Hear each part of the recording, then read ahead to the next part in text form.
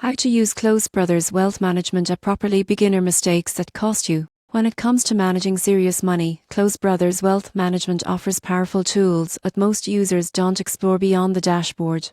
The surprising truth? You could be missing valuable insights that help grow and protect your wealth. The app gives clients direct access to portfolio performance, market insights, and financial planning tools. But the first beginner mistake is using it passively. Don't just check your balance review, your portfolio breakdown. Look at your asset allocation between equities, bonds, and alternatives. This helps you see if your investments still match your goals and risk level. Next, explore the insights and research sections. These aren't generic news updates. Hire tailored analyses from Close Brothers' investment team, showing how global trends may affect your holdings. Ignoring this means you're missing expert guidance that you're already paying for.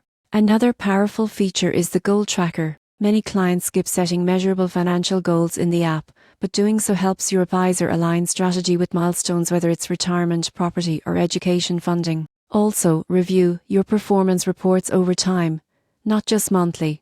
Long-term comparisons give a better picture of your returns relative to your plan. The biggest mistake, though, not communicating with your advisor through the app.